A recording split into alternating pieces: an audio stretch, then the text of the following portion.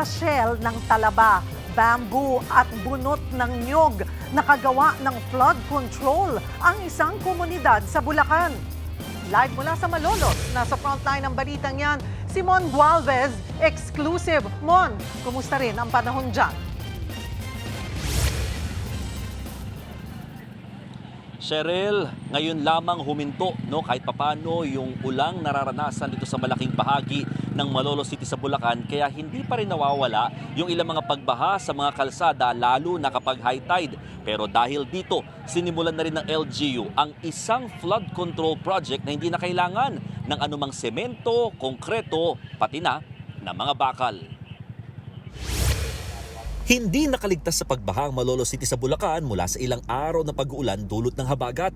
May flood control, pero kung hindi substandard ay hindi naman mapakinabangan. Pero sa isang komunidad sa Barangay Pamarawan, kahit umuulan at high tide, hindi na sila problemado sa pagbaha. Sinimulan kasi rito noong nakaraang taon ang large-scale nature-based flood mitigation project o tinatawag ngayong Building with Nature. Naabutan pa namin ang paglalagay ng mga shell ng talaba sa mga coconut o tila sakong gawa sa bunot ng niyog. Sila po yung nagsisilbing protection. Pag pinagsama-sama mo sila kasi sir, kaya nilang i-withstand yung lakas halos nung wave. And then eventually, yung banlik din po na dalan nung tubig ay makakatulong para mas lalo pa siyang maging matibay dahil matatrap doon sa pagitan po ng mga shell. Pinagpatong-patong ang libo-libong coconut 2 kilometrong layo mula sa mga kabahayan. Sinong mag-aakala na yung mga shell ng talaba na itatapon na ay mapakinabangan pa pala? Lalo na kapag pinagsama-sama at nilagay sa coconut, gaya nito, nakinatatayuan namin na nagmukha ng isang isla pangharang sa mga alon na poprotekta sa komunidad. 2 ang tumatayong natural na breakwater. Bukod sa mga oyster-filled bags, meron ding inilagay rito mga bamboo o kawayan na pamigil din sa naglalaki ang alon. Hiwalay pa ito sa mga sediment trapping units na mga kwadrong gawa rin sa kawayan. May humaharang na. Hindi katulad dati na hindi sila makapaghanap buhay dahil pag tumaas ang high tide, diretso po kagad sa bahayan. Diretso kagad sa City of Malolos. Ngayon po, may first line of defense tayo.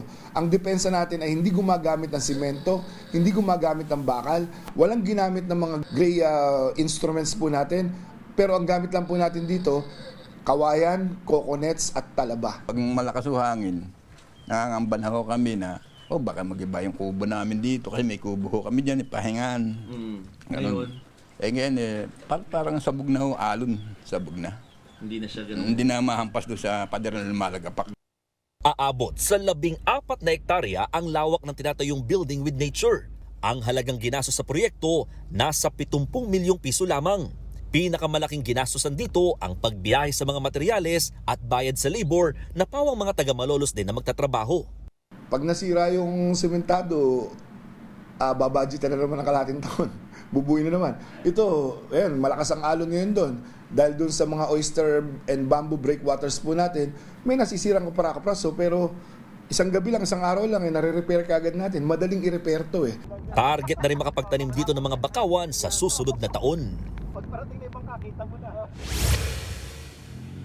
Cheryl, initially, 3 barangay dapat ang gagawa nitong Building with Nature. Yan ay bukod sa Pamarawan, dito rin sa Barangay Atlag at saka sa Panasahan. Ang problema, meron doon kasing mga naging conflict dahil meron doon itatayong mga flood control projects doon dapat ang DPWH. Pero ito na nga, natenga kaya hindi rin nagawa itong sa lokal na pamahalaan. Ang initial na target dito or initial na pagsisimula dito talaga, Cheryl, nag-umpisa ito sa plano ng tinatawag na alyansa. Ito yung mga lokal na pamahalaan na nasa coastal towns dito sa Bulacan, maging sa Pampanga.